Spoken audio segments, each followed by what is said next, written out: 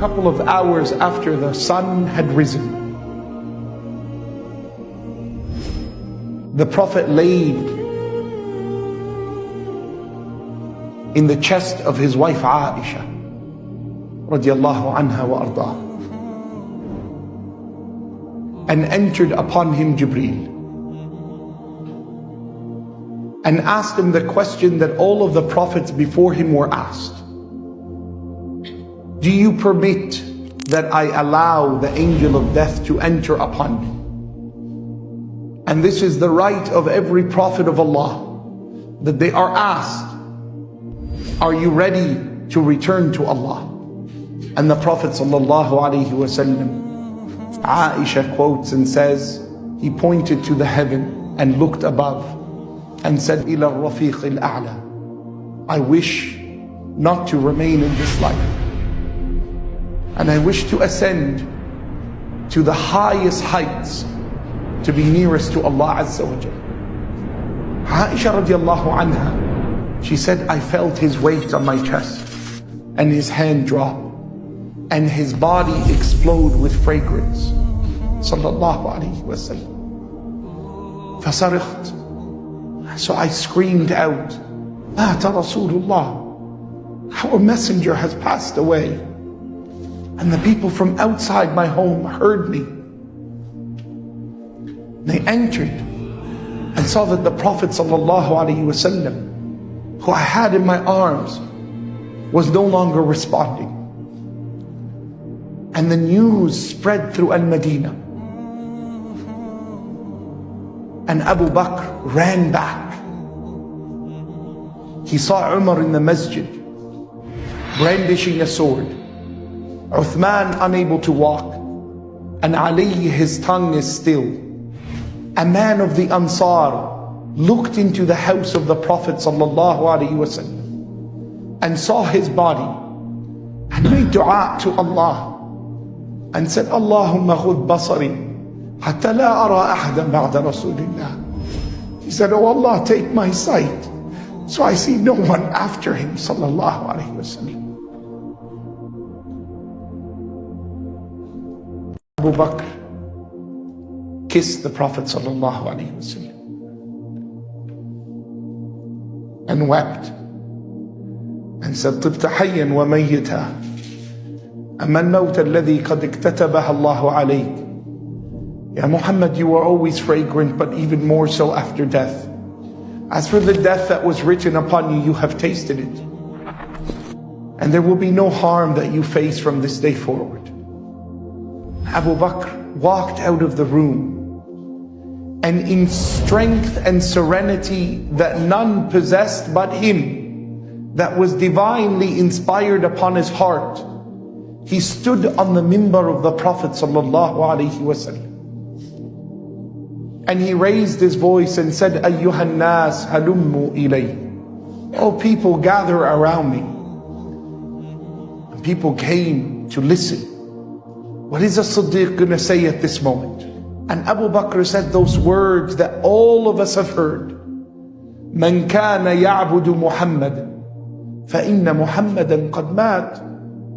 The one who was known to worship Muhammad, let him know Muhammad is dead. Sallallahu alayhi wasallam. But the one who worships Allah, fallahu hayyun la yamut, let him know our Lord Allah is eternal and will never cease to exist subhanahu wa ta'ala. And then he recited those verses that we learned as a lesson in Uhud. And calm set in the city. And they began to debate.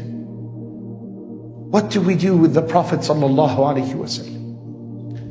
And it was said to them, I heard that the messenger said that the prophets of Allah, that Allah has commanded that the place that they are to be buried is the same place that they died. And by then he had been put on a bed where he was seated next to Aisha radiallahu anha. And they removed that bed and they began to dig a grave for the Prophet Muhammad sallallahu alaihi wasallam. Al-Lahad.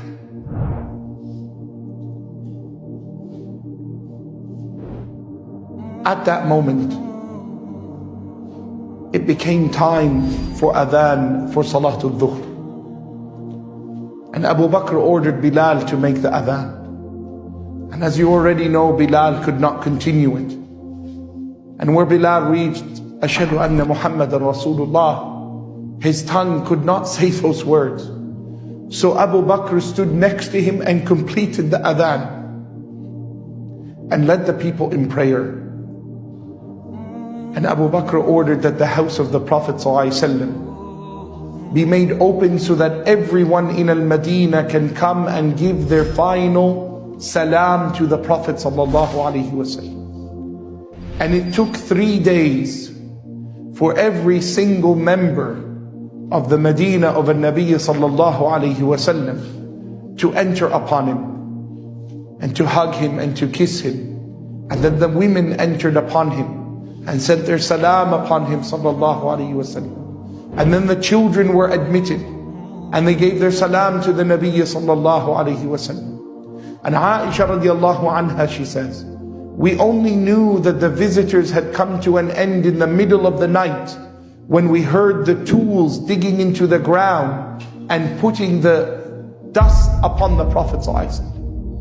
And Aisha turned to Ali and she said, Ya Ali, how has your heart allowed you to put dust on Muhammad sallallahu alayhi wa sallam? Where did you get the strength to do it? And he could not respond.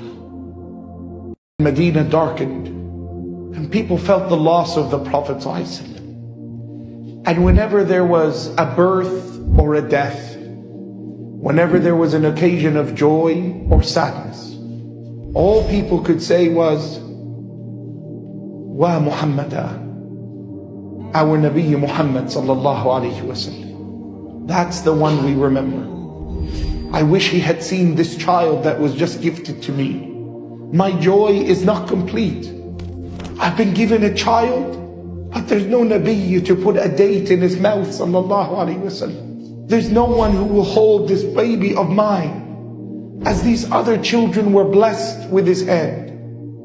And when someone would die, people would cry and say, there's no Nabi to lead the salah and to grant them the rahmah that we all had from our Nabi sallallahu alaihi wasallam. I wish I had died before his death.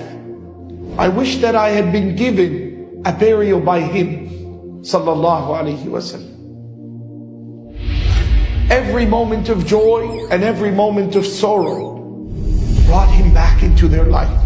Every salah with the pronouncement of Ashhadu anna Muhammadan Rasulullah, Al-Madinah tartajifu bil-buka, the city would shake with tears. It is recorded in the seerah that the Prophet sallallahu alaihi wasallam, after his burial, that there was a calming sleep that fell upon all of the people of Medina. And all of them heard in their dream the promise of Allah subhanahu wa ta'ala that the Medina will be protected by the Prophet sallallahu alaihi wasallam's presence therein. People were reluctant to leave and they would say, did you see and hear what I saw and heard? Some of them saw in their dream how to cleanse and wash and prepare the Prophet's body sallallahu alaihi wasallam for the janazah. And when they said, will someone lead prayers over the Prophet sallallahu alaihi wasallam? And the answer is no. For none is worthy to lead prayers upon him except the salah and the salam and the salawat upon him sallallahu alaihi wasallam. And how are we to wash him? All of the Medina heard in their voice, in the voice of an angel, لا تجردوا النبي صلى الله عليه وسلم. Do not remove the garments of the Prophet صلى الله عليه وسلم, but rather pour water from above him, above his clothing. Every step was an honor of Rasulullah صلى الله عليه وسلم. And when he returned to Allah, the connection to Allah remained. And the victory of Allah promised to him is before me. And in every city that I speak and that we think of our Nabi Muhammad sallallahu alayhi wasallam, you see the victory of Rasulullah sallallahu alayhi wasallam. If you like the video, thumbs up, and please do subscribe the channel. Also press the bell icon.